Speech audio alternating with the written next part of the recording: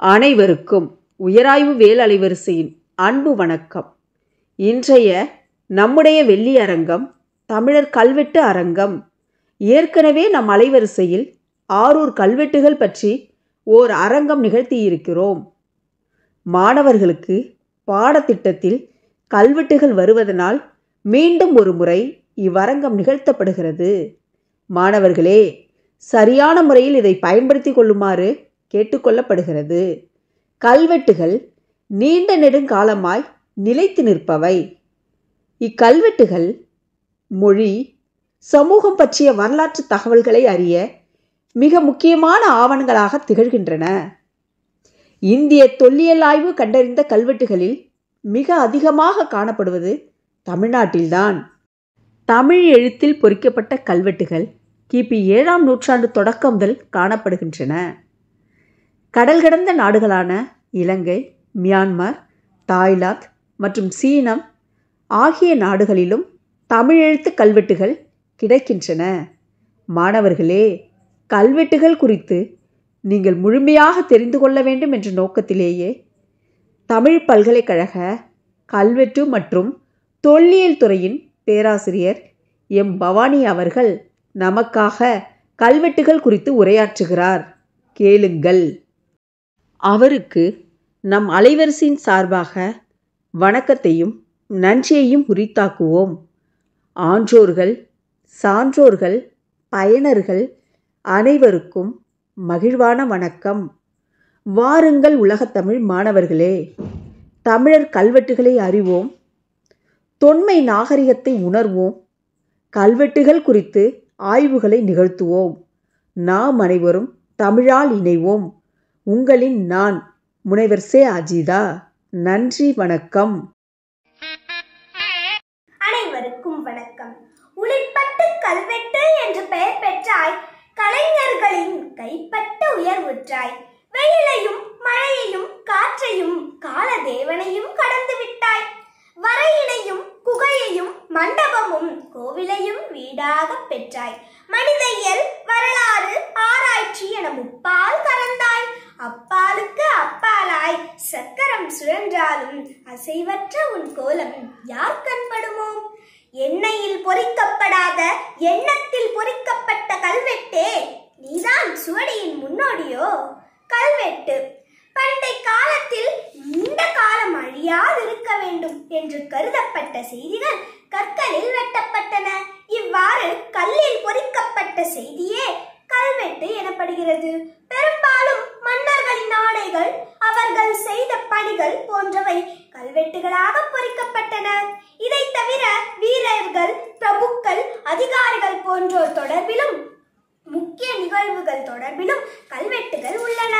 கல்வெட்டுகள் பெரும்பாலும் பொதுமக்கள் பார்ப்பதற்காக வெட்டப்படுவதால் இவை பொது இடங்களிலேயே அதிகம் காணப்படுகின்றன.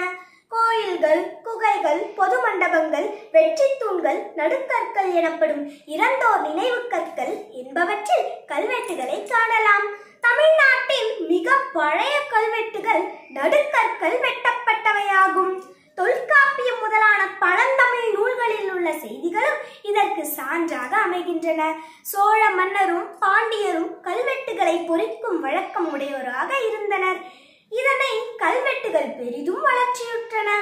இவ்வாறு பொறிக்கப்பட்ட ஆயிரக்கணக்கான கல்வெட்டுகளின் மூலமே தமிழ்நாட்டின் இடைக்கால வரலாற்றின் பெரும் பகுதியை அறிந்து கொள்ள முடிகிறது.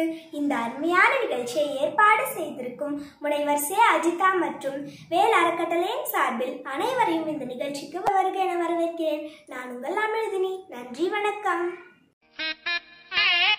அனைவருக்கும் வணக்கம். கல்வெட்டுத்துறையின் தங்கத்தாரகை, இணை பேராசிரியர், 17 வருட கால ஆசிரியர் பணியை தொடர்ந்து வருகிறார். அது மட்டுமல்ல, 25 வருட ஆராய்ச்சி துறையில் தன்னுடைய அயராது பணியை செய்து கொண்டிருக்கிறார். 10க்கும் மேற்பட்ட புத்தகங்கள் வெளியிட்டுள்ளார். தன் வெளியீட்டின் மணிமகுடமாக 2011ஆம் ஆண்டு குடியரசுத் தலைவர் அவர்களின் கரங்களால் பரிசு பெற்றவர். 200க்கும் மேற்பட்ட கட்டுரைகளை எழுதியுள்ளார். இத்தனை பெருமைகளையும் தன்னகத்தை கொண்டு தன் பணியை சீரும் சிறப்புமாக செய்து வரும் தமிழ் பல்கலைக்கழகத்தின் கல்வெட்டுத்துறையில் இணை பேராசிரியர் முனைவர் பவானி அவர்களின் மொழி, எழுத்து தோற்றம் பற்றியும் கல்வெட்டுகளில் காலந்தோறும் மாற்றம் அடைந்தமை பற்றியும் அவர்களின் உரை வாயிலாக காண்போம். நன்றி.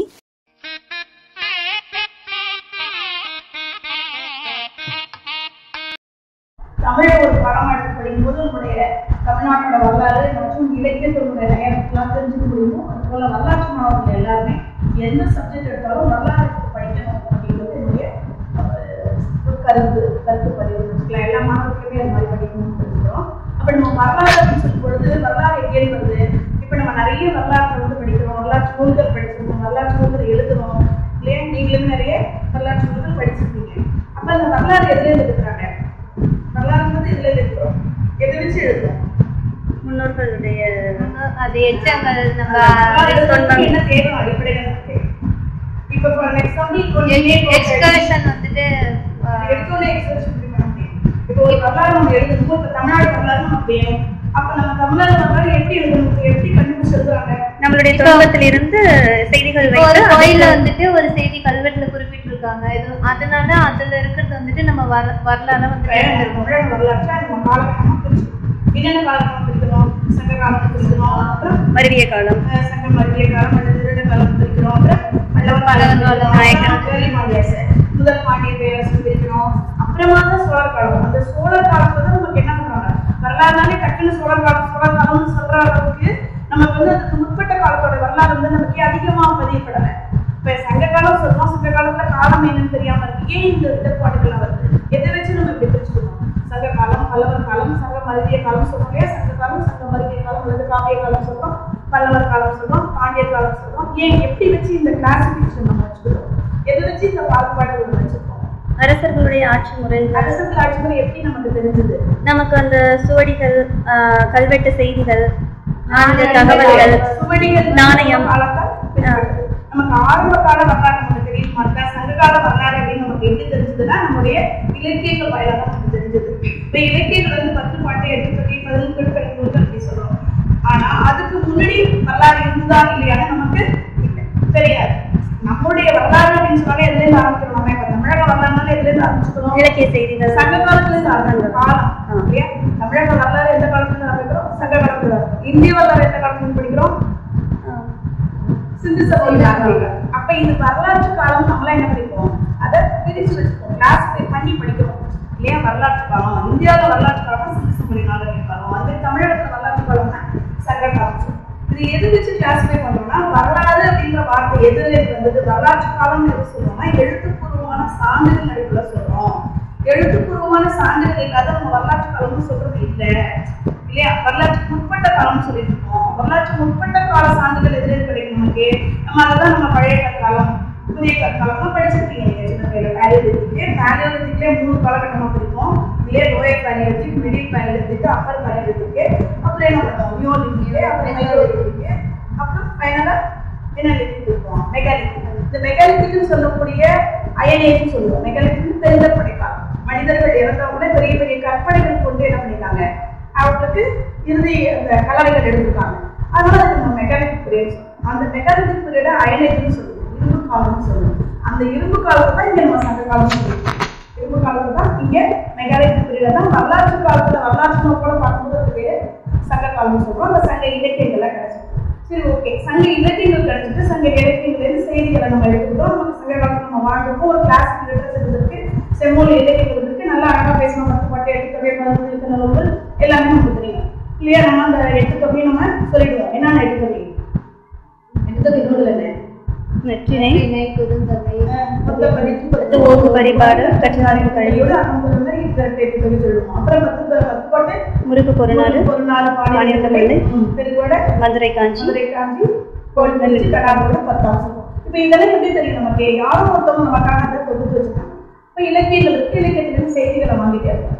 இதெல்லாம் சரியா தவறா? நமக்கு இலக்கியங்கள் வந்து நமக்கு ஒரு பெரிய அரிய பொக்கிஷம். இலக்கியத்தை வந்து நம்ம சாதாரணமா சங்க இலக்கியம் அப்படின்னு தள்ளி வச்சுக்க முடியாது. ஏன்னா நமக்கு அந்த காலகட்டத்தை பொறுத்த வரைக்கும் சங்க காலம் அப்படிங்கிறது நம்ம கிமு 3ஆம் நூற்றாண்டு கிபி 3ஆம் நூற்றாண்டு வரைக்கும் இது வரைக்கும் நம்ம குறிப்பிட்டு இருக்கோம். இப்போ ஒரு இப்ப நவீன காலம் சொல்ல முடியாது, ஒரு 10 ஆண்டுகளாவே என்ன சொல்றாங்கன்னா கிபி கிமு அப்படின்ற அந்த சொல்லாட்சி வந்து நம்ம பயன்படுத்தக்கூடாது. ஏன்னா அது ஏதோ ஒரு மதத்தை சார்ந்து இருக்குது. கிறிஸ்துவுக்கு பின் கிறிஸ்துவுக்கு முன்னு இருக்கு. இப்ப இது இப்படி சொல்லும்போது அவர் சிவனுக்கு முன் சிவனுக்கு பெண் பிரிப்பாங்க. அதனால இந்த கிளாசிபிகேஷன் மாட்டான்ட்டு அதை பொது ஆண்டுக்கு முன் பொது ஆண்டு அப்படின்னு சொல்லி பிரிச்சுக்கணும். இதெல்லாம் இந்த மாணவர்கள் தெரிஞ்சுக்கணும். சமுதாயத்துல என்ன நடந்துட்டு இருக்கு, நம்ம ஒரு குடும்பம் படிச்சுட்டு இருக்கோம், நம்மளை சுற்றி என்ன நடந்துட்டு இருக்கு அப்படின்றத நம்ம வாட்ச் பண்ணிக்கணும். அப்போ பொது ஆண்டுக்கு முன் 3ஆம் நூற்றாண்டு, பொது ஆண்டு 3ஆம் நூற்றாண்டு வரைக்கும் சங்க காலம். இந்த சங்க காலத்தை அறிந்ததுக்கு நமக்கு இலக்கியங்கள் ஒரு பெரிய ஒரு உறுதுணையா இருந்தது. அப்ப இலக்கியங்கள் வச்சு சொல்லப்படுற செய்திகள் சரியா தவறா அப்படின்றது எப்படி நம்ம கண்டுபிடிக்க முடியும்? இலக்கியங்கள் ஓகே இருக்கு, நிறைய செய்திகள் சொல்லுது, சமுதாயத்தை பத்தி சொல்லுது. பெரும்பாலும் அது அடிப்படை வந்து கற்பு நிலையை பற்றி பேசுது. கற்பு களவு அப்படின்ற 2 நிலையில தான் இலக்கியங்கள் வந்து சங்க கால சமுதாய மக்களை பற்றி வருது. அப்ப சமய வேறுபாடுகள் பற்றி அது பேசல, கோயில்கள் பத்தி பேசல, எது பத்தியுமே பேசல. அப்ப மற்ற விஷயங்களை நம்ம எப்படி தெரிஞ்சுக்கிறது அப்படின்னு பார்க்கும்போது நமக்கு அடிப்படையா இருக்கக்கூடிய கல்வெட்டுகள் வந்து நமக்கு அடிப்படையா இருக்கு. இப்ப நான் வகுப்பெடுக்கும் போது இலக்கிய துறைகளை போய் கிளாஸ் போகும்போது அவங்க என்ன பண்ணுவாங்கன்னா, அந்த மாணவர்கள் நல்லா இலக்கியங்கள்லாம் பேசுவாங்க. நல்லா சங்க இலக்கியங்கள் வந்து என்னை விட நல்லா அவங்க அழகா அந்த திறமைட்டிருப்பாங்க. ஏன்னா வந்து அடிப்படையில நான் வந்து தமிழ் மொழி இலக்கியங்கள் எடுத்து படிக்காதனால வரலாற்று மாணவி அப்படின்றதால எனக்கு என்னை விட அதிகமா அந்த மாணவர்கள் இலக்கிய நயம் பெற்று நல்லா அழகா சொல்லுவாங்க. பட் அந்த இலக்கியத்துல எந்த காலத்துல எழுதப்பட்டதுன்னு அவங்களுக்கு தெரியாது. சில நிறைய அவங்களுக்கு வந்து அதுல எந்த எழுத்துல எழுதப்பட்டது அப்படின்னு கேட்டாலும் அவங்களால என்ன பண்ண முடியாது, சொல்ல முடியாது. ஒரு சில மாணவர்கள் மற்ற எழுத்துல சொல்லுவாங்க, ஒரு சில மாணவர்கள் தமிழ்லன்னு சொல்லுவாங்க. அப்ப ஏன் இந்த சிக்கல் அவங்களுக்கு வருது? இலக்கியத்துல இப்படி ஒரு திறமையான மாணவர்கள் ஏன் எந்த எழுத்துல எழுதப்பட்டது தெரியலன்னு சொல்லும்போது அது எந்த எழுத்துக்கள் எழுதப்பட்டிருக்கோம்னா கல்வெட்டு தான் நமக்கு அதுக்கு உறுதி. அப்ப சங்க காலத்துல கல்வெட்டுகள் இருக்குதா அப்படின்னா சங்க காலத்துல கல்வெட்டுகள் இருக்கு. எனவே நம்ம வரலாற்றை நம்ம தெரிஞ்சுக்கணும் அப்படின்னா அதுக்கு அடிப்படை சான்றுகளாக திகழக்கூடிய என்னது கல்வெட்டு. அந்த கல்வெட்டுகளை பத்தி தெரிஞ்சுக்கிட்டோம்னா தான் நம்ம வரலாற்றை முழுமையாக நம்ம என்ன பண்ண முடியும், தெரிஞ்சுக்க முடியும். இப்ப சங்க காலத்துல இலக்கியங்கள் எப்படி நம்ம உறுதுணையா எழுதுவோம், அதே போல பல்லவர் காலத்துல இலக்கியங்கள் இருக்கு. சங்க மருவிய காலத்துல காப்பிய காலத்துல ஃபுல்லா இலக்கியம் தான். இந்த வந்து 50 காப்பியங்கள் 50 காப்பியங்கள் நம்ம சொல்லுவோம். ஆனா இந்த காலகட்டத்தை இருந்த காலம் ஏன் சொன்னாங்க இல்லையா? இலக்கியங்கள் தான் இருந்தது. அப்பயே நம்ம அந்த காலத்துல இருந்த காலம்னு சொல்லணும். அதுக்கப்புறம் அந்த ஒரு பல்லவர் காலத்துல இருந்து ஒரு நல்ல ஒரு நிறைய அளவு கல்வெட்டுகள் வந்து நமக்கு கிடைக்குது. அதுக்கு என்ன ரீசன் தெரியுமா? ஏன் பல்லவர் காலத்துல நமக்கு கல்வெட்டுகள் அதிகமா கிடைக்குது? நானே சொல்றேன். ஏன்னா சங்க காலத்துல வந்து கோயில்கள்லாம் இருந்தது இல்லையா? நமக்கு வந்து அந்த மணிமேகலையில கூட வந்து மணிமேகலையும் சொல்லுது, சிலப்பதிகாரத்திலையும் கண்ணகி நடந்து போகும்போது இந்த சொல்லுவாங்க விட்டம் விழுந்தது. பெரிய பெரிய மாளிகைகள் கூட கோபுரம்லாம் இருந்தது, கிட்டிகை தெரிஞ்சுப்போ விட்டம் விழுந்தானு சொல்லிட்டு சொல்றாங்க. மணிமேகலையில வந்து அது மாதிரி ஒரு குரல் வருது. அப்ப பெரிய பெரிய அரண்மனைகள்லாம் கட்டியிருந்த செய்திகளை சொல்லுது. அரண்மனைகளை வந்து காவல் இருக்காங்க, யவன வீரர்கள் வந்து அரண்மனையில காவல் இருந்ததை பத்தி நமக்கு பொன்னாமத்து பாடல்கள்லாம் சொல்லுது. ஆனா நமக்கு அது மாதிரி ஒரு பெரிய பெரிய கட்டணம் நம்ம இவரு செங்கனான் எடுத்துக்கிட்டா எழுமான ஈசருக்கு என்ன செஞ்சாரு, எழுமானம் செய்தான். செங்கனான் அந்த கோயில்கள் வந்து மாட கோயில், கூட கோயில், குகுடி கோயில் அப்படி நிறைய கோயில்கள் வகைகள் எல்லாம் சொல்லுது. ஆனா அந்த கோயில் எதுவுமே நமக்கு கிடைக்கல. அப்ப ஏன் பல்லவர் காலத்துல நமக்கு கல்வெட்டுகள் அதிகமா கிடைக்குது அப்படின்னு சொல்லி பார்க்கும்போது பல்லவர்களின் 1ஆம் மகேந்திரனுடைய கல்வெட்டு என்ன சொல்லுது, மண்டகப்பட்டு கல்வெட்டு தெரியுமா உங்களுக்கு? என்ன சொல்லுது? எது அனிஷ்டம் அத்ரமம் அலோகம் அசுதம் விசித்திர சித்தியனை நிர்மாணித பிரம்மேஸ்வர விஷ்ணு லக்ஷிதாயகனம். புரிஞ்சுதா? அது என்ன சொல்றாங்கன்னா 1ஆம் மகேந்திரனுடைய மண்டகப்பட்டு கல்வெட்டு என்ன சொல்றாங்கன்னா ஏதத் அனிஷ்டம் அப்படின்றது என்னது, ஏதத் அஷ்டகம் அப்படின்னா இஷ்டகம்னா செங்கல், செங்கல் இல்லாம சுதை இல்லாம உலோகம் இல்லாம சுண்ணாம்பு இல்லாம என்ன பண்ணிருக்காரு, பிரம்மேஸ்வர விஷ்ணு லக்ஷிதாயகனம்.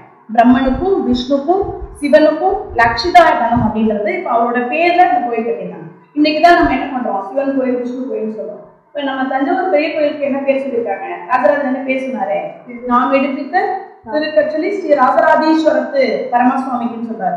அப்ப அரசன் வந்து கோயில் கட்டும்போது தன்னுடைய பேர் தான் என்ன பண்றான், கோயிலுக்கு வைக்கிறான். அதே போல 1ஆம் மகேந்திரவர்மன் மண்டகப்பட்டு கல்வெட்டு என்ன சொல்றாருன்னா அந்த கோயிலுக்கு என்ன பேர் சொல்றாரு, லக்ஷிதாய தனம். லக்ஷிதாயன் அப்படின்றது 1ஆம் மகேந்திரவனுடைய பட்டப்பேர்கள்ல ஒன்று. அவனுக்கு நிறைய பட்டப்பேர்கள் இருக்கு, உங்களுக்கு தெரியும். வல்லம் கல்வெட்டுல பகாபிடுகு, லலிதாங்கரன், குணபரன், சத்துருமலன் என்ன வந்தது, லலிதாங்கரன் குணபரன்லாம் வந்தது இல்லையா? அதெல்லாம் அவருடைய பட்டப்பேர். அது மாதிரி லக்ஷிதாயன் அப்படின்றது 1ஆம் மகேந்திரவனுடைய பட்டப்பேர். இப்போ அதுல இருந்து வரும்போது அப்ப அதுக்கு முன்னாடி செங்கலால கட்டியிருக்காங்க, உலோகம் யூஸ் பண்ணி கட்டியிருக்காங்க, மரம் யூஸ் பண்ணி பயன்படுத்தி கட்டியிருக்காங்க. அந்த கோயில்கள்லாம் இடிபாடுக்குள்ள விட்டுருச்சு. அதனாலதான் என்ன பண்ணிருக்காங்க, பல்லவர் காலத்துல நமக்கு கல்வெட்டுகள் அதிகமா கிடைக்கிறதுக்கு அழியாத கற்றளிகள் என்ன பண்ணிருக்காங்க, அவங்க ஏற்படுத்தினாங்க. அதனால அது நிறைய. அப்புறம் அவங்களுடைய செய்திகள் எல்லாம் இன்னைக்கு டே டு டே இது அப்படி நம்ம பேப்பர் எழுதணும். அதே போல அவங்க என்ன பண்ணாங்க, தன்னுடைய செய்திகள் எல்லாத்தையும் கல்வெட்டை வெட்ட ஆரம்பிச்சாங்க. எனவே கல்வெட்டுகள் நமக்கு பல்லவர் காலத்துல அதிகமா கிடைக்கிறதுக்கு இது ஒரு சான்று. இப்ப நம்ம சங்க காலம் அப்படின்னு சொல்லி இருக்கும்போது நிறைய பேருக்கு சங்க காலத்துல கல்வெட்டு இருந்துதா இல்லையா அப்படின்னு சந்தேகம் இருக்கும்.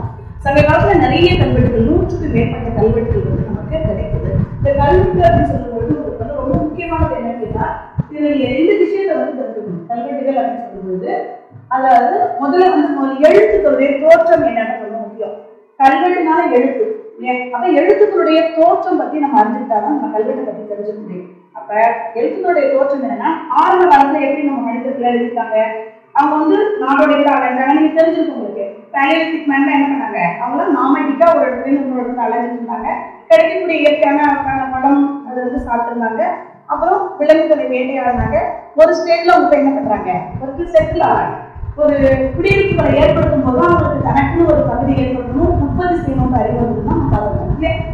அப்படி பார்க்கும்போது இந்த எழுத்துக்களுடைய தோற்றம் வந்து எப்படி வருது அப்படின்னா, முதல் நமக்கு எழுத்துக்கள் எப்படிதான் போச்சு. நம்ம ஆதி மனிதன் என்ன பண்ணலாம், மறைஞ்சா முதல்ல ஒரு பொருளை பார்க்கணும். இப்ப நான் அப்படியே போயிட்டே இருக்கேன், இந்த ஒரு காட்டு பகுதியா வருது, இந்த காட்டுக்குள்ள போகும்போது பார்க்க ஒரு புலி வருது, டக்குன்னு பார்க்க எனக்கு என்ன பண்றது இல்லை. பின்னாடி வரவங்க வந்து காப்பாற்றணும்னு என்ன பண்றோம், எதுவும் இந்த இடத்துல ஒரு ஆபத்து அப்படின்றத என்ன பண்றோம், வரைய ஆரம்பிக்கிறோம்.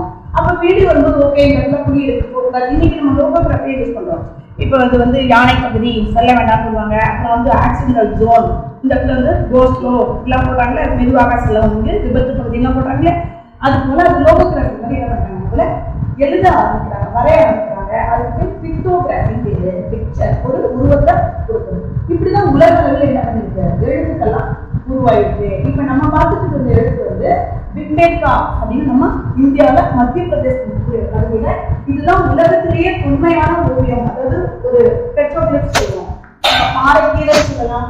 உலகத்திலேயே தொன்மையான ஓவியம் வந்து இதுதான் அப்படின்னு சொல்றாங்க. கிட்டத்தட்ட 7 லட்சம் ஆண்டுகளுக்கு உட்பட்டது அப்படின்ற ஒரு கருத்து சொல்றாங்க. காலத்தை பொறுத்த வரைக்கும் அக்யூரேசி இருக்காது. ஏன்னா நம்ம எக்ஸிபிஷன்ல கண்டுபிடிச்சி அகழாய்வு செய்து அதன் மூலமா கிடைக்கக்கூடிய பொருட்களை அறிவியல் பூர்வமான காலக்கணிப்புக்கு உட்படுத்தினாதான் நம்மளால என்ன பண்ண முடியும், சரியான துல்லியமான காலத்தை கிடைக்க முடியும். கல்வெட்டுகள் கொண்டு ஓரளவுக்கு என்ன பண்ண முடியும், அந்த ஆர்த்தோகிராஃபின்னு சொல்லக்கூடிய எழுத்தமைப்பு வச்சுட்டு நம்மளால ஓரளவுக்கு காலத்தை கணிக்க முடியும். அதாவது ஒண்ணுமே இல்லாதது something is better then nothing மாதிரி ஒண்ணுமே இல்லாதது நம்ம கல்வெட்டு எழுத்துக்களை வச்சுட்டு நம்மளால கட்டாயம் பண்ண முடியும். இந்த எழுத்து இந்த காலத்தை சேர்ந்தது, இப்ப இருக்கிற எழுத்து வச்சு நம்மளால என்ன பண்ண முடியும், கண்டுபிடிக்க முடியும். இது பிக்டோகிராஃபி. இதான் உலகத்திலேயே தொன்மையான ஓவியம். தமிழ்நாடு எடுத்துக்கிட்டா கீழ்வாடை அப்படின்ற இடத்துல கிடைச்ச இந்த விழுப்புரம் மாவட்டம் கீழ்வாடையில் கிடைச்சதுதான் காலத்தால் உட்பட்ட ஓவியம் அப்படின்னு சொல்லுவோம். இது என்ன உங்களுக்கு பார்த்தாலே தெரியுது. என்ன பண்ணிருக்காங்க, 2 வீரர்கள் யானை மேல உட்காந்துருக்காங்க, கையில பட்டாளி வச்சிருக்காங்க. அப்ப நம்மளுடைய இந்த வரைவு ஓவியம் அப்படின்னாலே இதுதான் வரையறாங்க. மனிதர்கள் வேட்டைக்கு போறது, மனிதர்கள் நிற்கிறது போறது வர்றது, அப்புறம் அனிமல்ஸ் விலங்குகளை வரையறாங்க. இது மாதிரிதான் நமக்கு ஓவியங்கள் வந்து பாறை ஓவியம். இதை வந்து பாறை ஓவியம்னு சொல்லுவோம், ராக் ஆர்ட்னு சொல்லுவோம். இது ஆக்சுவலா கீழ்வாடு வந்து ஹிஸ்டாரிக்கல் இல்லையா, வரலாற்று காலத்தை சேர்ந்த பாறை ஓவியம் சொல்லுவோம். இப்போ எழுத்துக்கள் அடிப்படையில சொல்லும் போது 3 காலகட்டங்களாக பிரிச்சுக்கலாம். ஓவிய எழுத்துன்னு சொல்லலாம், உருவ எழுத்துன்னு சொல்லலாம், சித்திர எழுத்துன்னு சொல்லலாம். நம்ம சிந்து சமவெளி நாகரிக காலத்தை என்னன்னு சொல்லுவோம், எப்போதுமே சிந்து சமவெளி நாகரிக கால எழுத்துக்கள், சித்திர எழுத்துக்கள். நீங்க சின்ன குழந்தைங்க படிச்சிருக்கீங்க இல்லையா, அப்போ சித்திர எழுத்துக்கள்னு சொல்லலாம். இப்போ இது உருவ எழுத்து அப்படின்னு சொல்லுவோம். உருவ எழுத்துனா என்ன, ஜஸ்ட் ஒரு உருவத்தை வந்தீங்கன்னா அதுதான், அந்த உருவம் வேற எந்த பொருளையும் கொடுக்காது. இப்போ நம்ம எக்ஸாம்பிள் சூரியனை வந்து வச்சுக்கோங்களேன், சூரியன் என்னதான் இருக்கும், சூரியனை தவிர வேற எந்த பொருளையும் அது கொடுக்காது.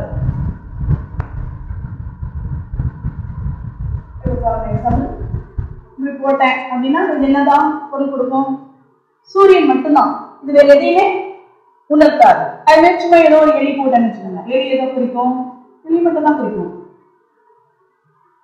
இல்லையா. இது எலி போட்டா எலியை மட்டும் தான் குறிக்கும். அதுதான் பிக்டோகிராஃபி. ஒரு உருவமானது ஒரு பொருளை மட்டும் தொக்கி நின்றுச்சுன்னா அது பேர் பிக்டோகிராஃபி. ஐடியோகிராஃபி, அதாவது பிக்டோகிராஃபில இருந்து ஐடியோகிராஃபி வந்தாலும் நம்மளால என்ன பண்ண முடியும், ஓரளவுக்கு கருத்துக்களை நம்ம புரிஞ்சுக்க முடியும். ஐடியோகிராஃபின்றது என்ன அப்படின்னா, இப்ப விளக்கு போட்டோம்னு வச்சுக்கோங்க, விளக்கு என்ன போட்டுக்கேன் நானு, விளக்கு மட்டும் புரிச்சுதுன்னா அதுக்கு பேரு பிக்டோகிராஃபி. விளக்கு வந்து இப்போ எரியிற மாதிரி போட்டிருக்கேன்.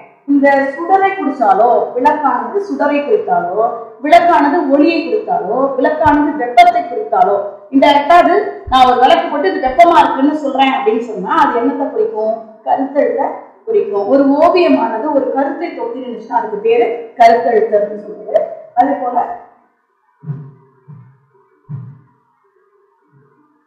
இந்த ஒளி எழுத்துன்றது என்னன்னா, இப்ப நான் விளக்க வந்து அந்த விளக்கே வரையும் போது அந்த விளக்கு உருவமே வீட்டு எழுத்துக்கு தொட்டி இருந்துச்சு அது பேர் என்ன?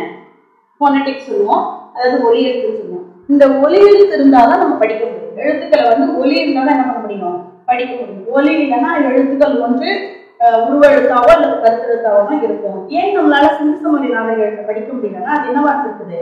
அது வந்து இன்னுமே ஒளி எழுத்தா மாறல. அதுக்கான ஒளியானது இன்னைக்கு வரைக்கும் நம்ம கண்டுபிடிக்க முடியல. அது பிக்டோகிராஃபியாவே இருக்கு. இருந்தாலும் அந்த எழுத்துன்னு நம்ம படிக்கிறோம் அப்படின்றது. இப்ப இந்த இதுல பாத்தீங்கன்னா கிரேக்ல பாத்தீங்கன்னா உலகத்துல எல்லா நாகரீகமும் பிக்டோகிராஃபில இருந்தா என்ன இருக்கு? ஓவிய எழுத்துல இருந்தா கருத்தெழுத்தா வந்து கருத்தெழுத்துல இருந்தா ஒளி எழுத்தா வந்துருக்கு. அதே மாதிரி பாத்தீங்கன்னா கிரேக்கத்துல வந்து நம்ம இன்னைக்கு ஆல்பா பீட்டா காமல் கேமல் வருஷம் ஏபிசி சொன்னாங்க. அந்த ஏபிசி எதுல இருக்கு? கிரேக்க எழுத்து அல்பா அப்படிங்கிற காலமாட்ட குறிக்கிற உருவம் அப்படின்னு ஒண்ணு. அந்த எழுத்துல எல்லாம் என்ன இருக்கு?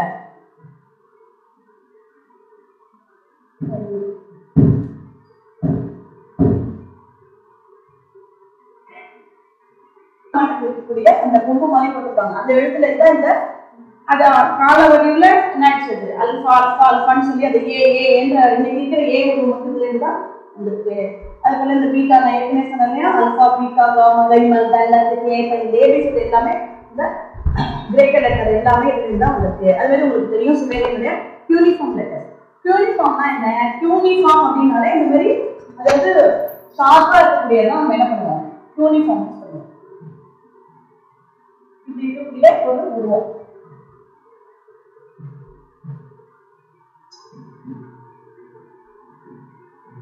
இங்க பாத்தீங்கன்னா எழுத்துக்கள் வந்து அதாவது அடி பெருத்து நுனி வந்து சின்ன ஷார்ப்பா போயிடும். அது ஆப்புன்னு சொல்லுவோம் இல்லையா நம்ம தமிழ்ல, அதுதான் யூனிஃபார்ம் லெட்டர்ஸ் சொல்லுவோம். இப்ப இந்த யூனிஃபார்ம் லெட்டர்ஸ் சுவர் என்ன பண்ணிருக்காங்க? அதாங்க கிரேக்கர்களோட எழுத்துக்கு வந்து என்ன எழுத்துன்னு சொல்லுவோம்? அதுவும் பிக்டோகிராஃபி தான். கிரேக்கர்களோட எழுத்துக்கு பேரு ஹைரோகிலிப்ஸ் சொல்லுவோம். அதாவது அது ஒரு விதமான எழுத்து. இது யூனிஃபார்ம் லெட்டர்ஸ். இப்படிதான் இப்ப நம்மளோட எப்படி சொல்றோம்? நம்ம 3000 ஆரம்பிச்சு கொஞ்சம் இப்ப இருக்கிற தமிழ் எழுத்து சொல்றோமோ அதே போல இவங்க யூனிஃபார்ம் லெட்டர்ஸ் வந்து 3003 இது மாதிரி வந்து பின்னாடி இப்படி இந்த லெட்டர்ஸ் வந்துருக்கு. இது மாதிரி ஒவ்வொரு மொழியிலும் நம்மளால என்ன பண்ண முடியும்? அந்த எழுத்துக்கள் எப்படி தோற்றப்பட்டுச்சு நம்மளால படிக்க முடியும். இப்ப இந்த எகிப்தியனுடைய எழுத்து பேர் ஹைரோகிலிப்ஸ் அப்படின்னு பேர். எப்படி நம்ம இப்படி பிக்டோகிராஃபின்னு சொல்றோமே தமிழ்னு சொல்றோம், அது மாதிரி அவங்களோட எழுத்து பேரு ஹைரோகிலிப்ஸ்ங்கிறது. ஹைரோனா சாக்ரட், கிலிப்னா பெருக்கல். இப்ப நம்ம என்ன சொல்லுவோம்? ஐயோ என் தலையெழுத்தே சரியில்லை, பிரம்மன் போட்ட எழுத்தெல்லாம் சொல்றோம் இல்லையா? அது மாதிரி கிரேக்கர்கள் இறைவன் டைம் தன்னோட எழுத்தானது வந்தது அப்படின்ற அப்படின்னா அது சாக்ரட் ஸ்கிரிப்ட் சொல்றாங்க. இது கிட்டத்தட்ட கிமு 3ஆம் நூற்றாண்டு, அதாவது 3400 கிரேக்கம். கிட்டத்தட்ட சிந்து சமவெளி நாகரிகம் கிரேக்க நாகரிகம் இந்த யூனிஃபார்ம் அந்த பாபிலோனியன் எல்லாமே ஒரே காலகட்டத்தை சேர்ந்தது. இதுதான் அந்த கிரேக்க எழுத்தோட இது மாதிரி பிக்டோகிராஃபி வந்து ஃபைனலா ஒரு எழுத்து வந்து வந்தது. இது மாதிரி ஒவ்வொரு எழுத்தும் ஒவ்வொரு நாட்டோடைய எழுத்துக்களுமே அடிப்படையில உருவ எழுத்துல தான் ஆரம்பிக்குது. இது நம்ம நாட்டோட ஏலியஸ் சிந்து சமவெளி நாகரிக எழுத்துக்கள் நேரத்திலேயே சொல்லியிருக்கோம். இது உங்களுக்கு எல்லாருக்குமே தெரியும். நல்ல யூனிகார்ன் அப்படின்னு சொல்லக்கூடிய அந்த ஒற்றை கொம்பன் இதுதான் நம்ம எழுத்து சொல்லுவோம். இந்த மேலே பாரு எல்லாமே பிக்டோகிராஃபியா இருக்கு. இந்த பிக்டோகிராஃபியா ரீட் பண்ணியிருக்காங்க. ஆக்சுவலா இந்த மீட்னோம். இப்போ இது என்ன நமக்கு என்ன பிரச்சனைன்னு கேட்டா, இப்ப கிரேக்கத்தை கண்டினியூஸா படிச்சுட்டாங்க. கிரேக்க எழுத்து அவங்கள்ட்ட இப்ப நடைமுறையில இருக்கு. நமக்கு என்ன சிக்கல் அப்படின்னா சிந்து சமவெளி நாகரிக எழுத்த நம்மளால ஏன் படிக்க முடியாம போயிடுச்சு அப்படின்னா, இப்ப இது வந்து பிக்டோகிராஃபில இருக்குது. பிக்டோகிராஃபியா இப்ப படிக்கிறவங்க என்ன பண்ணாங்கன்னா, நமக்கு வந்து அது அஸ்கோ பர்பலா படிச்சிருக்காரு, ஐராவத மகாஜன் படிச்சிருக்காரு, இன்னும் நிறைய பேர் அதுக்கு வந்து ட்ரை பண்ணி படிச்சுட்டு இருக்காங்க. இது என்னன்னா இப்ப மீன் அப்படின்னு இருக்குன்னா இதை பிக்டோகிராஃபியா படிக்கிறாங்க. அதுக்கு பொலிட்டிக்ஸ் சவுண்ட் கொடுக்கும்போது இதை வந்து மீன் அப்படின்னு சொல்லி படிக்கிற மாதிரி சொல்றாங்க. ஒரு இடத்துல பாண்டியனை குறிக்கும், மீன் போட்டா பாண்டியனை குறிக்கும்னு சொல்றாங்க. அது மாதிரி இந்த ஸ்பேஸ் சிம்பிள்னு சொல்லக்கூடிய இந்த சிம்பிள் போட்டா ஒரு இடத்துல அதை எந்த இடத்த வேணாலும் குறிக்கின்றாங்க, ஒரு இடத்துல நெடுஞ்செழியன்னு சொல்றாங்க. இந்த மாதிரி காண்பவா இருக்கு அவங்களோட பேசுறது வந்து கருத்துக்கள் வந்து இப்ப வேல் போட்டா முருகனை குறிக்கணும் ஒருத்தர் சொல்றாரு, ஒருத்தர் வேல்னா வேலியில குறிக்கின்றாங்க, வேல்னா வீரத்தை குறிக்கின்றாங்க. எனவே ஒரு சவுண்ட் அசன் பண்ணும்போது அது வந்து உனக்கு ஐடியாலஜியை தான் போகுதே தவிர பொலிட்டிக்ஸ் சவுண்டாவது இல்லை. அதனாலதான் இன்னைக்கு வரைக்கும் நம்மளால சிந்து சமவெளி நாகரிக எழுத்துக்களை இன்னைக்கு வரைக்கும் நம்மளால படிக்க முடியாததுக்கு அதுவும் ஒரு காரணம். ஆனா நம்ம அஸ்டோபர்கலா மகாதேவசன் நிறைய பேர் தொடர்பா ஆரம்ப காலத்துல இருந்து ஆங்கிலேயர்கள்ல இருந்து ஆரம்பிச்சு நிறைய பேர் அதுக்கான முயற்சிகள் எடுத்துட்டே வந்தாங்க. ஆனா இந்த வரைக்கும் நம்மளால அதை படிக்க முடியும். இதுக்கு இன்னொரு அடிப்படை காரணம் என்னன்னு கேட்டா, சிந்து சமவெளி நாகரிகம் முடிஞ்ச உடனே இப்ப மற்ற நாடுகள்ல ஏன் இந்த எழுத்துக்களை எவ்வளவு ஏர்லியஸ்டா இருந்தாலும் அதை படிச்சுட்டாங்க அப்படின்னு சொல்லும்போது, நம்மளோட நாகரிகத்தை ஏன் படிக்க முடியலன்னா நம்ம ஒரே ஒரு பண்பாடை மட்டும் பெற்றிருக்கல. சிந்து சமவெளி நாகரிகம் கிட்டத்தட்ட 3750 இருந்து 2750 வரைக்கும். இப்ப அது கொஞ்சம் இப்ப இருக்கிற அந்த archaeological according to the updation of archaeological research வந்து 1800 சொல்லு கிமு 1800 வரைக்கும் வந்திருக்கு அப்படின்னு சொல்றாங்க. இந்த காலகட்டத்துல அப்புறம் வந்த நாகரிகமானது நமக்கு என்ன ஆயிடுச்சு கேட்டா, என்னது கம்ப்ளீட்டா சேஞ்ச் ஆன நாகரிகம். இந்த நாகரிகம் எழுத்துடைய நாகரிகம். இதற்கு அப்புறம் எந்த நாகரிகம் வந்தது? சிந்து சமவெளி நாகரிகம் அப்புறம் இந்தியாவில் எந்த நாகரிகம் வந்தது? கங்கை சமவெளி நாகரிகம். இந்த பக்கம் சிந்துல இந்த பக்கம் கங்கை. இப்ப கங்கை சமவெளி நாகரிகத்துக்கு சொந்தக்காரங்க யாரு? ஆரியர்கள். ஆரியர்களுடைய பண்பாடு என்ன? எழுதுற பண்பாடே கிடையாது. அவங்களோட பண்பாடு என்ன? ஓதுவாங்க. காதல கேட்டு வாய்ப்புல பேசுவோம். இன்னைக்கு வரைக்கும் வேதங்கள் என்னதான் பண்ணுது? ஓதுதான் பண்ணுது. வேதத்தை எழுதிருக்கிறது சொல்றோம். அப்ப ஒரு தொடர்ச்சியான பண்பாடு இல்லாததும் நம்ம கிடையாது. நம்மளுடைய எழுத்துக்களுக்கு இடையில பிரேக்கான ஒரு காரணம் சிந்து சமவெளி நாகரிக எழுத்துக்கள் நம்ம படிக்க முடியாத காரணம் இந்த பண்பாட்டு சிதைவு. அடுத்ததா வந்த பண்பாடு வந்து எழுத்து பண்பாடு கிடையாது. அது வந்து ஆரியருடைய பண்பாடாக இருந்துச்சு. அவங்க வேதங்களை எழுதியிருக்கேன் அவங்க படிக்க ஆரம்பிச்சாங்க. அது ஒரு காரணம். இப்படி பல நூற்றாண்டுகள் சென்று கொண்டிருக்கும்போது கிட்டத்தட்ட 3800 புத்தாண்டுக்கு 3257 2750 வரைக்கும் அது பழைய ஏற்பாடு. 1800 புத்தாண்டுக்கு 1800 வரைக்கும் சிந்து சமவெளி நாகரிக காரணம் சொல்லணும். அதுக்கப்புறம் என்ன சொன்னோம்? ஆரிய பண்பாடு அல்லது கங்கை சமவெளி நாகரிகம் கிட்டத்தட்ட 1500 வரைக்கும் இருந்துச்சு. இப்ப இந்த 2 காலகட்டத்துல நமக்கு என்ன எழுத்துக்கள்? சிந்து சமவெளி எழுத்துக்கள் இருக்கு, ஆனா படிக்க முடியல. அதுக்கப்புறம் அந்த ஆரியருடைய பண்பாட்டு எழுத்துக்கள் கிடையாது. இப்படி வரும்போது சரி, இந்தியாவில முதல்ல எழுத்துக்கள்லாம் அது எப்பதான் வந்தது அப்படின்னு கேட்டா, நமக்கு தெரிஞ்சு நல்லா படித்து அறியக்கூடிய எழுத்து அப்படின்னா அது பிராமி அப்படின்ற ஒரு எழுத்தும் கரோஸ்டி அப்படின்ற ஒரு எழுத்தும். அதாவது எழுத்துக்களுடைய தோற்றம் சொன்னா என்னதான் சிந்து சமவெளி நாகரிகத்துல நம்மளுடைய எழுத்துக்கள் தோற்றம் இருந்தாலுமே நமக்கு நல்லா படிக்க முடியும். இப்ப பிராமினா நம்மளால இப்ப படிச்ச முடியும் அப்படின்ற மாதிரி ஒரு எழுத்துதான் அது பிராமி தான். பிராமி இன்னொன்னு கரோஸ்டி. இது ரெண்டுமே யார் பயன்படுத்தினா அசோகர் வந்து தன்னுடைய கல்வெட்டுக்களை பயன்படுத்திட்டாரு. இதே மாதிரி எழுத்துக்கள் தமிழ்நாட்டுல கிடைச்சதுனால நம்ம இதை வேரி பண்றதால நம்ம என்ன பண்ணிருக்கோம்? நம்மளே தான் பேர் வச்சிருக்கோம். அதுக்கு அசோக பிராமி. தமிழ்நாட்டுல கிடைச்ச பிராமி பேர் தமிழ் பிராமி அப்படின்னு வச்சிருக்கோம். இந்த பிராமி அப்படின்னு ஏன் பிராமி பேர் இருந்தது? கரோஸ்டி பேர் இருந்தது. இது எந்த கல்வெட்டுல இருக்குன்னு சொன்னேன்? பிராமி கரோஸ்டில எழுத்துக்களை யாருடைய கல்வெட்டுல இருக்குன்னு சொன்னேன்? அசோக. அப்ப அசோகனுடைய கல்வெட்டுக்குள்ளே இந்த பேர் இருக்கா அப்படின்னு நீங்க கேட்க முடியாது. கேட்கணும். அசோகனுடைய கல்வெட்டுக்குள்ளே பேர் இருக்கா? அப்ப எதை வச்சு நம்ம இந்த பேர் வச்சுக்கிட்டோம் அப்படின்னா, அசோகனுடைய கல்வெட்டுல பிராமின்ற பேர் இல்ல.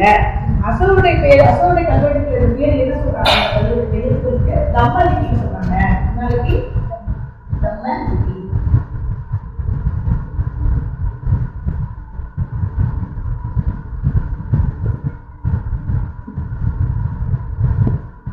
தம்மலிபி. உங்களுக்கு தெரியும் நினைக்கிறேன் இல்லையா? லிபினா எழுத்துக்கள், தம்ம அப்படின்னா என்னது? தர்மம், தர்ம எழுத்து. ஏன்னா அசோகர் வந்து தர்மத்தை தானே போதிச்சாரு. அவர் வந்து ரொம்ப ரொம்ப ரொம்ப கொடுமையான மன்னனா இருந்து அதுக்கப்புறம் 99 அரசர்களை தன்னுடைய கூட பிறந்தவங்க சொல்லுவாங்க. நான் அவ்வளவு பேர் கூட பிறந்ததுக்கு வாய்ப்பு இல்லை. 99 அரசர்களை கொண்டதுக்கு அப்புறம் தன்னுடைய ஆட்சிக்கு வந்தவர் ரொம்ப ரத்தவெறி பிடிச்ச ஒரு மன்னனா இருந்தவர். புத்தத்தை கழுவினதுக்கு அப்புறமா என்ன பண்றாரு? அந்த கழிவு போறதுக்கு அப்புறமா தான் அவர் மாறிட்டாருன்னு நீங்க படிச்சிருக்கீங்க. அப்ப அந்த செய்திகள் பற்றி சொல்லும்போது அவர் ஒவ்வொரு கல்வெட்டுகளையும் தர்ம லிபின்னு தான் சொல்றாரு. இந்த தர்ம லிபி, இந்த தர்ம எழுத்துக்கள். லிபினா எழுத்து. இப்ப நம்ம அசோகருடைய கல்வெட்டுக்கள்லாம் என்ன எழுத்துல இருக்கு? பிராமி. அது எந்த மொழியில இருக்கு? பிராகிருத மொழியில இருக்கு. அதுல என்ன நம்ம என்ன பண்றோம்? தர்ம லிபின்னு தான் அதோட பேர். அப்படியே பிராமின் வந்தது, கரோஸ்டின்னு வந்ததுன்னா இப்ப இதுக்கு ஆய்வாளர்கள் போட்டிருக்காங்க இல்லையா? இந்திய கல்வெட்டியல் ஆய்வாளர்கள் போடும்போது அவங்க ஆய்வு செய்யும்போது அதை வந்து ஃபர்ஸ்ட் வந்து அசோகருடைய பிராமி எழுத்துக்களை படிச்சது உங்களுக்கு தெரியும். யாரு? James Prinsep. 1837 ஜேம்ஸ் பிரின்சப் தான் முதல்ல அந்த ஈரான் அப்படின்ற ஒரு பகுதியில ஒரு காசு கிடைக்குது. அந்த காசுல இருமொழி காசுனா ஆங்கிலத்துல பைலிங்குவல் சொல்லுவோம். ஒரு பக்கம் வந்து கிரேக்கமும் இன்னொரு பக்கம் பிராமியும் இருக்கு. அந்த கிரேக்க எழுத்துக்கள் ஏற்கனவே படிச்சுட்டாங்கன்னு நான் சொன்னேன் இல்லையா, அதை வச்சுதான் அந்த பிராமியை படிச்சார். அப்ப அதை வச்சுட்டு இதுக்கு பேர் ஏன் பிராமியும் கொடுத்தாங்க அப்படின்னு சொன்னா, அதுக்கு சமண பௌத்த நூல்கள் வந்து அவங்களுக்கு வழிபடுச்சு. இப்ப நம்ம எப்படி ஏதாவது பேர் வைக்கிறோம்னா இலக்கியங்களை தேடுறோம், இலக்கியங்கள் அந்த பேர் இருக்கா, என்ன வச்சிருக்காங்க அப்படின்னு சொல்லி பார்க்கணும் இல்லையா. அது போல அந்த சமண பௌத்த நூல்களை வந்து அவங்க என்ன பண்றாங்க, அவங்க போய் பார்க்கறாங்க. பார்க்கும்போது அதுல லலித விஸ்தாரா அப்படின்ற பௌத்த நூல்லையும் வண்ணவான சுதா சமாவயன சுதா அப்படின்ற சமண நூல்களையும் முதலாவதாக இடம்பெற்ற எழுத்துக்கு பேர் வந்து பம்மி அப்படின்றது. பிராமியில என்னன்னு இருக்கு, பம்மி, பம்மலிபி. பம்மலிபி ஏன்னா பிராகிருத மொழி. பிராகிருத மொழி வந்து சமஸ்கிருதத்துக்கு முன்னோடி. பிராகிருத மொழியிலேருந்து வந்ததுதான் சமஸ்கிருத மொழி. சமஸ்கிருத மொழி வந்து ரீஃபைண்ட் ஆகி வந்த அளவுக்கு ரீஃபைண்ட், சான்ஸ்கிரிட் அப்படின்னால ரீஃபைண்ட் பயன்படுத்தப்பட்டதுன்னு பொருள். இப்ப நம்ம பேச்சு மொழியில பேசணும் இல்லையா, அதுதான் பம்மலிபி அப்படின்றது. அதுலேருந்து வந்ததுதான் பிராமி அப்படின்னு பின்னாடி பேர் வச்சிருக்காங்க. அது கரோட்டி லிபி, அந்த கரோட்டி கரோட்டி லிபி. அது ஒவ்வொரு வட்டார வழக்கம் சொல்லுவோம் இல்லையா, அந்த வட்டாரத்துக்கு ஏற்ற மாதிரி தொசபுரியான்னு பேர் சொல்றாங்க. அதுலயே தமிழின்னு இருக்கு. நமக்கு 2 இலக்கிய நூல்கள்லையுமே வண்ணவான சுதா சமாவயன சுதாலையும் சரி, லலித விஸ்தாராலையும் சரி, தமிழின்ற ஒரு எழுத்தோட பேர் வந்து இருக்கு, தமிழி அப்படின்னு சொல்றாங்க. அதுக்கப்புறம் பிற்காலத்தை சேர்ந்த அந்த 4ஆம் நூற்றாண்டு, கிபி 4ஆம் நூற்றாண்டை சேர்ந்த எழுத்து வந்து நூல் வந்து லலித விஸ்தாரம். அதுல வந்து திராவிடி அப்படின்ற பேர் சொல்றாங்க. அப்ப அதனாலதான் எல்லாரும் என்ன சொல்றாங்க, பிராமியிலேருந்து தமிழ் வரல. ஏன்னா அந்த முதலாவதா குறிப்பிட்டப்பட்ட இலக்கிய நூல்கள்லயே தமிழின்ற ஒரு பேர் வந்து குறிப்பிட்டிருக்காங்க. அது நம்ம தமிழை தான் குறிக்குது. திராவிடின்றது தென்னிந்திய மொழிகளை குறிக்கலாம் அப்படின்ற ஒரு கருத்துக்கு நம்ம அறிஞர்கள் குறிப்பிடுறாங்க. சரியா? அப்ப இந்த பிராமி அப்படின்ற பேரே நமக்கு எதுலேருந்து தான் இருக்கு, இலக்கியத்திலேருந்து இவங்களா கையாளுறாங்களே தவிர அந்த கல்வெட்டுகள் அதுக்கு பிராமின் பேர் கிடையாது. நிறைய பேர் தவறா புரிஞ்சுக்கிட்டு கல்வெட்டுல பிராமின் இருக்கு, கல்வெட்டுல பிராமின் இருக்குன்னு சொல்றாங்க. நம்ம கல்வெட்டே படிப்போம் இல்லையா, அதனால பெரிய நம்ம அசோக கல்வெட்டை படிக்க போறோம். அதனால அசோக கல்வெட்டுல எதுவுமே பிராமின் கிடையாது. புரிஞ்சுதான்? நெக்ஸ்ட் இப்ப இந்த பிராமி எழுத்து, இதுதான் அந்த பிராமி எழுத்து. சரியா? ஏன் இவ்வளவு எழுத்துக்கள் இருக்கு? இப்ப தமிழ்ல வந்து நமக்கு ஆயுங்கு இருக்கும், ஒன்றும் பிரச்சனை கிடையாது. இதுல வந்து வா, ஞா, சா, ஞா, தா, நா, கா, நா, பா, மா, யா, லா, லா, அது மட்டும் தான் இருக்கு. இதுல ஏன் இவ்வளவு எழுத்துக்கள் இருக்குன்னா, இன்னைக்கு இருக்கிற சமஸ்கிருதத்துல நம்ம ஒரு காவா இருக்கு. இப்ப இந்து ஷா சொல்றோம், உன் பேர் இந்து ஷா இல்லையா? அந்த ஷா அப்படின்றது எங்க போய் எழுதுறது? நம்ம தமிழ்ல இருந்துச்சுன்னா எப்படி எழுதுவோம்? தமிழ் இருந்துச்சா எப்படி எழுதுவோம்?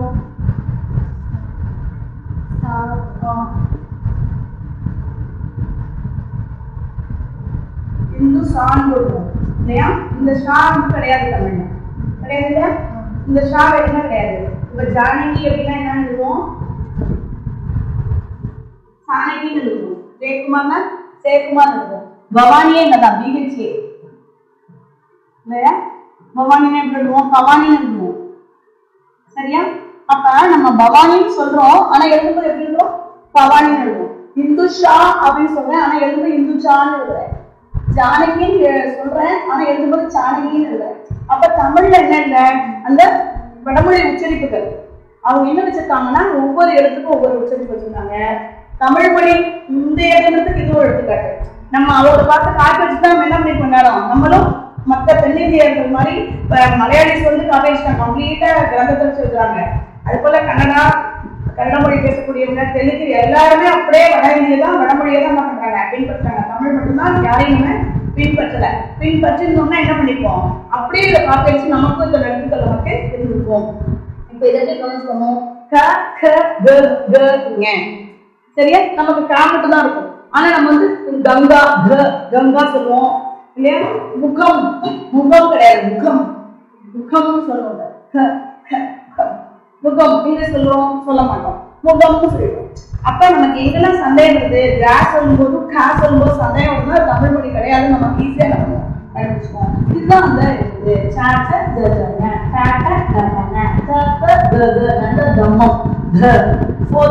இந்த எழுத்துக்களுக்கு என்னன்னா மூச்சொலின்னு சொல்லுவோம். இரண்டாவது இது கட்டல்,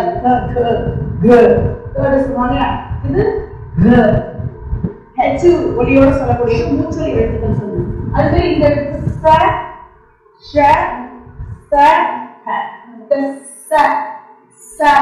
இப்ப கிரந்தத்துல சா இருக்கு, ஆனா நம்ம அது பெரும்பாலும் எழுதுறதில்லை. இந்த ரெண்டு உச்சரிப்பு சேர்த்து ஸ்ரீ சொல்லுவோம். ஸ்ரீ எழுதுவோம் இல்லையா, ஸ்ரீ எழுதுவோம். இது எதோட கூட்டு இஸ் பிளஸ் ஸ்ரீ. அப்ப இந்த ச அப்படின்ற ஒலி வந்து நம்மகிட்ட இருக்கு. ஆனா இந்த எழுத்து நம்ம பயன்படுத்துறது இல்லை. ஸ்ரீ மட்டும் பயன்படுத்துவோம். மற்றபடி இந்த சார்ந்து பயன்படுது. அந்த இந்த இதுக்கெல்லாம் சிபிலரி சொல்லுவாங்க. அது உரசொல். ஒரு எழுத்து இன்னொரு உரசொல் சொல்லுவோம். இந்த மாதிரி எழுத்துக்கள் வந்து நம்ம பல வகையா பிரிச்சுக்கலாம். இப்ப அது இல்லை, இதுதான் நம்ம அசோகருடைய அஹா இ ஏ ஐ ஓ அப்படிங்கிறது. இப்ப இப்படி அசோக எழுத்துக்களை பார்க்கும்போது அடுத்து நம்மளுடைய இதே மாதிரிதான் நம்மளுடைய எழுத்துக்கள் இருக்கு. அதனால நம்ம என்ன பண்ணிருக்கோம், அதை தமிழ். இப்ப அசோகருடைய கல்வெட்டுக்கள் முன்னாடி இதெல்லாம் காண்ட்ரோவான விஷயம். அதாவது அசோகருடைய எழுத்துக்கள் தான் இந்தியாவில முற்படுத்துன்னு சொல்றோம். இப்ப அசோகருடைய முன்னாடி முற்பட்ட கல்வெட்டுகள் இருக்கு அப்படின்னு சொல்றாங்க. இது வந்து பிப்ரவா வாசன் சொல்லுவோம். அதாவது ஜாடி கல்வெட்டு அப்படின்னு சொல்லுவோம். அது போல இது வந்து பட்டிப்புறம். இது வந்து கேஸ்கட் ரிலீஃப்னு சொல்லுவோம். கேஸ்கட் ரிலீஃப்னா என்னன்னா ஈமச்சடங்கு செய்யற இடத்துல இந்த சாக்ரிஃபைஸ் ஆள்களுக்கு ஒரு என்னது கல்லால் செய்யப்பட்ட சாக்ரிஃபைஸ் ஒரு கற்பேடை சொல்லுவோம் இல்லையா. அந்த சாக்ரிஃபைஸ் மாதிரி இதெல்லாம் இருக்காங்க. ஒரு வட்டமான கற்பேடை செஞ்சு அது புத்தருடைய நினைவு சொற்கள் வச்சு இதுல பதிச்சிருக்காங்க. இந்த எழுத்துக்கள் என்னன்னா அசோகருடைய எழுத்து நம்ம பார்த்தோம். இது வந்து பிளஸ் மாதிரி போட்டோம்னா அது இப்படி போட்டுருந்தாங்கன்னா ரைட் ஹேண்ட் சைட்ல அது பேர் கான்னு சொல்லுவோம். ஆனா அதுல ரெண்டும் இல்லாத ஒரு வடிவமானது. இப்ப இதே மாதிரி எழுத்த வந்து கா போட்டு நம்ம மேல ஒரு போட்டோம் அது கீன்னு சொல்லுவோம். இப்படி போட்டோம்னா கீன்னு சொல்லுவோம். ஆனா இந்த வித்தியாசம் எப்படி இருக்கு, கீழே இருக்கு. இதை அதனால கா நெடி கான்னு சொல்லுவாங்க. அசோகருடைய எழுத்து மாதிரி இல்லாம ஒரு வித்தியாசமான எழுத்து இருக்கிறதுனால அசோக காலத்துக்கு முற்பட்டதா இதை கருதுறாங்க. இது இக்கு மெய்யெழுத்துக்கு சொல்லலாம். இது மாதிரி போட்டுருந்தா காவை குறிக்கலாம். குறிக்க அது இப்படி போட்டிருந்தாங்கன்னா கீனா மேல போட்டுருவோம். ரைட் ஹேண்ட் சைடு வந்து சின்னதா ஒரு வலது பக்கமா ஒரு சின்ன போட்டு மேல் நோக்கி பண்ணா அது கீன்னு சொல்லுவோம். இது மேல் நோக்கி போகல கீழ் நோக்கி இருக்கிறதுனால இதை நெடில்காவா படிச்சிருக்காங்க. இது அசோகருக்கு உட்பட்ட எழுத்தா நம்ம வந்து சொல்றாங்க. பட்டிக்கோடு சுத்தியும் அது இதுதான் கரோஷ்டின்னு சொன்னாங்க. கரோஷ்டி எழுத்துக்கள் இதுதான். இது வந்து இந்தியாவுடைய வடமேற்கு பகுதியில் ஒரு குறிப்பிட்ட காலம் வரைக்கும் ஒரு கிபி 4ஆம் நூற்றாண்டு வரைக்கும் வழக்கில் இருந்து அதோட வழக்கில் இருந்து ஒழுங்குச்சு. இதுதான் நம்ம அசோக கல்வெட்டுகள் சொல்றோம். இந்த அசோக கல்வெட்டுகள் அப்படின்னா அது நம்ம வந்து கிளாசிஃபை பண்ணும்போது நிறைய நம்ம பிரிச்சுக்கிறோம். தூண் கல்வெட்டு, பெரும்பாறை கல்வெட்டு, சிறும்பாறை கல்வெட்டு எல்லாம் பிரிச்சுக்கிறோம். அப்படி பிரிக்கும் போது தமிழகத்துக்கு முக்கியமான ஒரு வரலாற்று முக்கியத்துவம் கல்வெட்டுன்னா அது இந்த கல்வெட்டு நம்ம சொல்லலாம். ஏன் அப்படின்னு நம்ம சொல்றோம் அப்படின்னா இதுல சேர சோழ பாண்டியர்களுடைய பெயர் வந்து இடம்பெற்றிருக்கு. இது வந்து நம்ம ஏற்கனவே நம்ம சொன்ன மாதிரி இந்த பிராகிருத மொழியில பிராமி எழுத்துல இருக்கு. இதுல பாத்தீங்கன்னா சபத்ரிசம்பி தேவனாவுடைய பிரியதர்ஷனோ ராணோ ஏவமபி பிராதேசதா சோழா பாடா சதியபுதோ கேரளபுதோ அதமவணி அந்தியகோ யோனராஜா ஏவா பிரச அந்தியகச சுவாமினோ அப்படின்னு சொல்லியிருக்காரு. இதுல சேர சோழ பாண்டியர்களுடைய பெயர்கள் கொடுக்கல. ஆனா சேர சோழ பாண்டிய வம்சம் அந்த இல்லத்தோட பேர் வந்து குறிப்பிட்டிருக்காரு. எனவே தமிழகத்துக்குள்ள அசோகரால வர முடியல. ஆனா தமிழகத்துக்கு அதாவது இந்தியாவுடைய எல்லா பகுதிகளையும் அசோகர் வந்து கைப்பற்றிட்டாரு. ஆனா தமிழகத்தினுடைய எல்லைக்கு வர முடியல. அதனால அண்டை நாடா இந்த கல்வெட்டை குறிப்பிட்டிருக்காரு. அந்த அண்டை நாடுகளையும் இந்த சிகிச்சை 20 விதமான சிகிச்சைகள் செய்யப்படணும் அப்படின்ற செய்தியே இந்த கல்வெட்டு மூலமா சொல்றாரு. இது திருநாவாக்கரைன்னு சொல்லுவோம். 2ஆம் பெரும்பாறை கல்வெட்டு திருநாள். இது ரொம்ப வரலாற்று முக்கியத்துவம். இப்ப நீங்க அந்த கல்வெட்டை நல்லா பார்க்கலாம். இதெல்லாம் சேர சோழ பாண்டியனுடைய முக்கியத்துவம். அதாவது அவங்களுடைய பேர் வந்து அதுல சோழா பாடா சதியபுரோ கேரளபுரோ யாரு சொல்றாரு? சேர சொல்றாரு. அதம்பமணி இருக்குது சிலோன் இருக்கிறது. அந்தியகோ யோனராஜா ஏவா பிகச அந்தியக சுவாமினோ அப்படின்னு குறிப்பிடுறாரு. 2 விதமான பேசிக்ஸா கதா 2 விதமான சிகிச்சைகள் செய்யணும். இந்த கல்வெட்டு தமிழக வரலாற்று உறவுகளுக்கு ஒரு மிக சிறந்த திருப்புமுனையா இருக்கு. ஏன்னா நம்ம சங்ககால சங்க இலக்கியங்களை வச்சு நம்மளால என்ன பண்ண முடியல, காலம் கணிக்க முடியல. ஒரு சில பேர் என்ன சொல்றாங்கன்னா தமிழர்கள்லாம் வந்து புழுவுறாங்க, தமிழ் புலவர்கள்லாம் புழுவர்களா இருக்கிறாங்க, காலத்தை ரொம்ப முன்னாடி சொல்றாங்க. நான் வந்து இந்த கல் தோன்றி மண் தோன்ற காலத்தால் முத்தோன்றியவன்னு சொல்றாங்க. ஆனா அவங்களுக்குன்னு ஒரு வரலாறு கிடையாது, அவங்க பொய் சொல்றாங்கன்னு சொல்றாங்க. ஆனா இந்த கல்வெட்டை வச்சு சொல்லும்போது கட்டாயம் நம்மளுடைய அசோகர்களுடைய சமகாலத்துல ஒரு பெரிய ஒரு அரசியல் நடந்திருக்கு அப்படின்னு நமக்கு தெரியுது. ஏன்னா அவனால உள்ள எட்டராக முடியல. அவன் அப்பேற்பட்ட சாம்ராஜ்னு சொல்லக்கூடிய ஒரு பெரிய இந்த அசோகத்தை கிரேட்னு சொல்லுவோம், ஒரு பெரிய மாவீரன் அசோகன். அப்ப இந்தியாவுடைய எல்லா பகுதியும் அவனுடைய கண்ட்ரோல்ல அவங்களுடைய கண்ட்ரோல்ல இருக்கு. ஆனா என்ன தமிழ்நாட்டு மட்டும் அவங்களால கொண்டு வர முடியல. அப்ப சேர சோழ பாண்டியர்கள் கட்டாயம் இருந்திருக்காங்க. ஆனா அவங்களுடைய பெயரை அவனுக்கு தெரியல. அது சத்தியபுதோ சொல்லலாம்.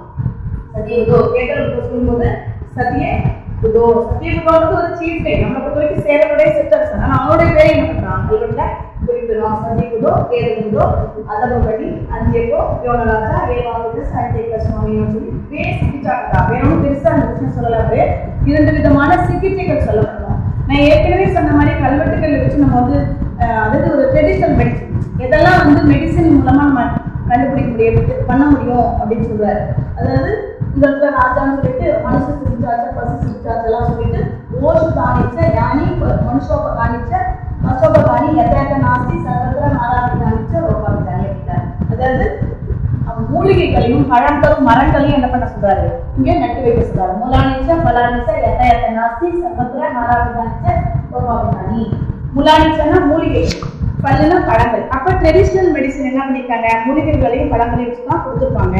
அதை வச்சு மனிதர்களுக்கும் விலங்குகளுக்கும் சிகிச்சை கொடுத்துருக்காங்க. வந்து இந்த கல்வெட்டை ஒரு சாதாரணமா நீங்க ஒரு கல்வெட்டு அப்படின்னு எடுத்துக்கிட்டீங்கன்னா அது வந்து இவ்வளவு விஷயங்களை ஒரு வரலாற்று பின்னணியான ஒரு செய்தியை கொடுக்குது. அதே நேரம் ஒரு ட்ரெடிஷனல் மெடிசனை கொடுக்குது. அப்புறம் வந்து இந்த நம்ம இப்ப எப்போ பார்த்தாலும் ஹிஸ்டரி ஸ்டூடெண்ட்ஸ் வந்து மற்ற ஸ்டூடெண்ட்ஸ் எல்லாம் கிண்டல் பண்ணுவாங்க. மரம் நட்டாங்க, கொலை நட்டாங்க, இதேதான் நீங்க படிக்கும் வேற என்ன தெரியும் சொல்லுவாங்க. அந்த கல்வெட்டு இதுதான்.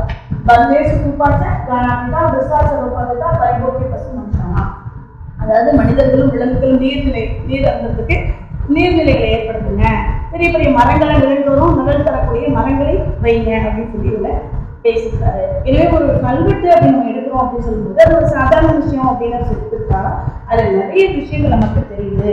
ஒரு வரலாற்று முக்கியத்துவமான ஒரு இப்ப நம்மளுடைய பகுதி மட்டும்தான் அதே காலகட்டத்தில் அங்க யார் இருந்தா கிரேக்க மன்னன் ஆன்டிகஸ். அவனை வச்சுதான் அவங்களுடைய காலத்தை வச்சுதான் நம்ம அசோகருக்கே முதல்ல என்ன பண்ணிருக்காங்க காலத்தை கணிச்சிருக்கோம். 3ஆம் நூற்றாண்டு அசோகன் எதை வச்சு சொல்லுவாங்க, இந்த கல்வெட்டுல காலம் இல்லை, சவத்தரிசன் போகுது, காலம் குறிப்பிடப்படாது. கிரேக்க மன்னனுடைய பெயர் அதை குறிப்பிட்டிருக்காங்க இல்லையா, அஞ்சேகோ யோனராஜா ஏவாபிதஸ் அஞ்சேக சுவாமினோ அப்படின்னு சொன்னதுனால கிரேக்க மன்னனுடைய அந்த சான்றுகளை வச்சுட்டு நம்ம அசோகருக்கு காலத்தை குறிச்சோம். அசோகனுடைய காலத்தை அடிப்படையா வச்சுட்டு அதே 3ஆம் நூற்றாண்டுல சேர சோழ பாண்டியர்கள் வாழ்ந்திருக்காங்க. சத்தியபுத்திரர்கள் இருந்திருக்கான். சத்தியபுத்தோ அதே நடுமானது நமக்கு கிடைச்சிருக்கீங்க. இதெல்லாம் வச்சுதான் நம்ம என்ன பண்ணணும், ஒரு வரலாற்று எழுதும்போது இது வந்து அடிப்படை சான்றுகளா நம்ம கல்வெட்டு திகழ்து அப்படின்றது இதெல்லாம் வச்சு நம்ம சொல்லலாம்.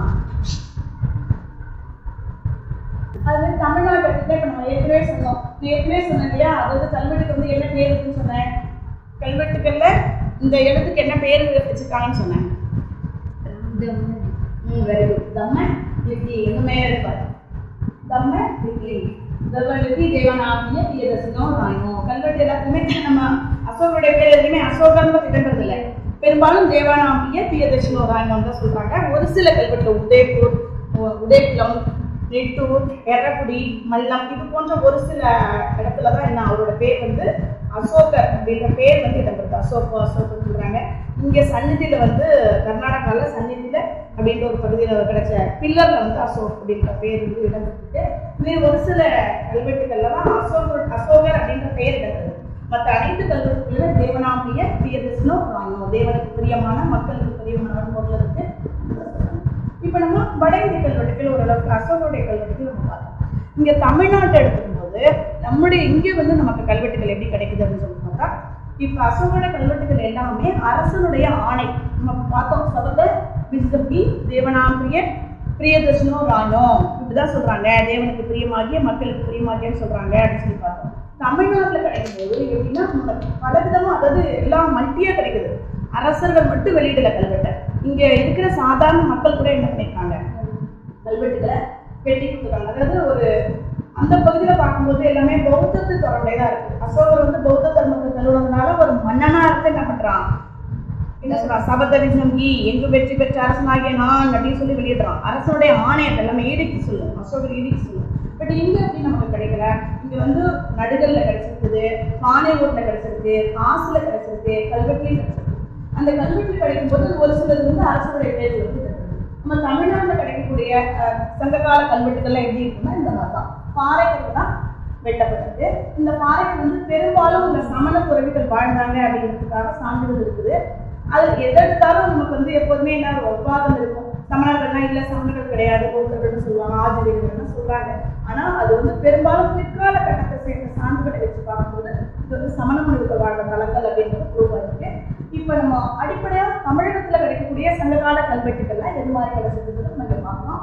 இது வந்து நம்ம பார்த்துக்கிறது வந்து நாத்தாமலை பார்க்குறது ஏனடி பாட்டம் அந்த கல்வெட்டு போற வழி. இது பழந்தமிழ் எழுத்துக்கள் சமணர்கள் வாழ்ந்த குதிரைகள்ல தான் பெரும்பாலும் கிடைக்குது. சமண பொறியியலை காண மாட்டாலுமே சமண சமயத்தை பற்றியோ அதோட கொள்கையை பற்றியோ பேசல. இது யார் அமைச்சு கொடுத்தாங்க அப்படின்ற அந்த இருக்கு. இன்னைக்கு வந்து அந்த ஜெயின் பெட் ரொம்ப ஈஸியா நமக்கு தெரியுது. ஆனா பாறையை குறைஞ்சி என்ன பண்ணுவோம், அவங்க உட்காந்துட்டு நமக்கு சீட்டு வந்து அரேஞ்ச் பண்ணி கொடுக்கணும், இருக்கை வந்து சேர்ந்து கொடுக்கணும். அந்த ஒரு இப்போ வந்து நமக்கு சாதாரணமாக தெரிஞ்சா கூட அப்போ அது ஒரு பெரிய ஒரு விஷயமா இருந்தது. இன்னைக்குமே அதை குண்டு வச்சு தான் அதை தேய்க்கிறாங்க. மைன்ஸ்ல வந்து பெரிய பெரிய குண்டுகள் வச்சு தேய்க்கிறாங்க. அப்பேற்பட்ட ஒரு பாறைகளை இன்னைக்கு நம்ம நடந்து அழகா வந்து மேலே போகிறோம், படியெல்லாம் வச்சு கொடுத்துட்டாங்க. இதில் ஒரு பெரிய ஒரு செயல் இது. அதனால இப்போ நமக்கு அது மாதிரி தான் கிடைக்குது. ஒரு 5 கல்வெட்டுகள் மட்டும் நடுக்கற்கள்ல நமக்கு கல்வெட்டு கிடைச்சிருக்கு. கிட்டத்தட்ட 32 இடங்கள்லேருந்து 94 கல்வெட்டுகள் நமக்கு தமிழ் இருக்கு. அது சங்க கால தமிழ். நான் என்ன சொல்றேன்னா அதை வந்து தமிழ்னு சொல்லிட்டு இருக்காங்க, தமிழ் பிராமின்னு சொல்றாங்க. அப்படிலாம் சொல்லவே வேண்டியதில்லை, சங்க காலத்துல அதானே இருந்தது. அதனால சங்க தமிழ்னே சொல்லுங்க அப்படின்றது என்னுடைய கருத்து. சங்க தமிழ் எழுத்துக்கள் நமக்கு சங்க தமிழ் இலக்கியங்கள் இருக்கிற மாதிரி சங்க தமிழ் எழுத்து தான். அது என்ன சந்தேகம் இருக்கு அப்படின்றது நம்ம சங்க தமிழ் எழுத்துனே சொல்லலாம். நிறைய ஆசிரியர்கள் வந்து என்னுடைய முன்னோடிகள் அறிஞர்கள் வந்து பழந்தமிழ் எழுத்துன்னு சொல்றாங்க. நிறைய பேர் வந்து அதை வந்து தமிழ்னு சொல்றாங்க, தமிழ் பிராமின்னு சொல்றாங்க. சொல்லலாம், தப்பு கிடையாது. நம்ம சங்க தமிழ் எழுத்துன்னு சொல்றதும் தவறு கிடையாது. இப்போ நம்ம அந்த சங்க தமிழ்லேருந்து வந்ததுதான் பட்டெழுத்து கிரந்தம். இப்போ நம்ம பயன்படுத்திட்டு இருக்கிற தமிழ் எழுத்துக்கள். சரியா? இதுதான் நம்ம சங்க கால தமிழ் கல்வெட்டு. அதாவது சமண படுக்கைன்னு எப்படி இருக்கும் அப்படின்றது பார்த்துக்கோங்க. இதுதான் அந்த சமண படுக்கை. இப்போ இதில் தான் எழுதுனாங்க. இதுதான் நம்ம என்ன பண்ணுவோம், சமண படுக்கைன்னு சொல்லுவோம். ஏன்னா இது பெட்டு மாதிரி இருக்கு பார்க்கறதுக்கு. ஒரு பாறையிலேயே ஒரு நீட்டா ஒரு தலைநாடி மாதிரி ஒரு அதே கல்லிலேயே நம்ம கொடுத்துருக்காங்க, செதுக்கி கொடுத்துருக்காங்க. இதைதான் நம்ம ஜெயின் பெட்டுன்னு ஆங்கிலத்தில் சொல்றோம், சமண படுக்கை இருக்கை அப்படின்னு சொல்லிட்டு தமிழ்ல வந்து சொல்றோம். இது நீங்க பார்த்துட்டு மேட்டுப்பட்டி சமண படுக்கை இதுதான் இருக்கும். இது மாதிரிதான் அதிகமா கிடைக்குது. அதாவது சங்ககால தமிழ் கல்வெட்டுகள் நடுகல்ல கிடைக்குது, பானை ஓட்டுல கிடைக்குது, காசுகள்ல கிடைக்குது, மோதிரங்கள்ல கிடைக்குது, முத்திரைகள்ல கிடைக்குது. ஆனா அதிகமா கிடைக்கிறது பாறைகள்ல தான், அது சமணர்களுடைய இருக்கைகள்ல தான் அது கிடைக்குது. அதுக்கு என்ன பேர் சொல்றாங்கன்னா மெஜாரிட்டி பாலி அப்படின்னு சொல்றாங்க. என்னன்னு சொல்றாங்க, பாலி அப்படின்னு சொல்றாங்க. பெரும்பாலும் எல்லாமே தமிழ் மொழியில தான் இருக்குது. இப்ப நம்ம வட இந்திய கல்வெட்டுகள் அசோகனுடைய கல்வெட்டுகள் எதுல இருக்குன்னு பார்த்தோம், பிராகிருத மொழியில இருக்குன்னு பார்த்தோம். ஆனா நம்முடைய கல்வெட்டுகள் எல்லாமே தமிழ் மொழியில இருக்கு. அதனாலதான் தமிழ் பிராமி அப்படின்னு சொல்லி பேரு வைக்கிறாங்க மொழி அடிப்படையில். இதுதான் நம்ம புள்ளிமான் கோம்பை நடுகல் கல்வெட்டு. இது ரொம்ப நமக்கு ரொம்ப ஒரு ஒவ்வொரு தமிழும் தெரிஞ்சு கொள்ளக்கூடிய ஒரு தமிழ் கல்வெட்டு. இது நம்ம துறை மாணவர்கள் தான் கண்டுபிடிச்சாங்க. 2006 வந்து கண்டுபிடிச்சாங்க. அது வரைக்கும் இலக்கியத்துல இருக்கிற நடுகர்கள்லாம் வந்து உண்மையா பொய்யான்னு சந்தேகப்பட்டுட்டே இருந்தாங்க. நடுகர்கள் பற்றிய செய்திகள் இலக்கியத்துல நிறைய வெளியே வந்தது. தொல்காப்பியத்துல நடுகல் பற்றி வருது. என்ன வருது, காட்சி கால்கோள் நீர்மடை நடுகள் பெரும்படை வாழ்த்தல் சீர்தற்கு முறைகள் தொல்லோர் சிறப்புலாம் சொல்லியிருக்காங்க. ஆனா அதுல நடுகள் இருக்கு. ஆனா எந்த நடுகள், எழுத்துறை நடுகள் இந்நிழல் வதின்னு சொல்லிட்டு புறநானூற்றுல வருது.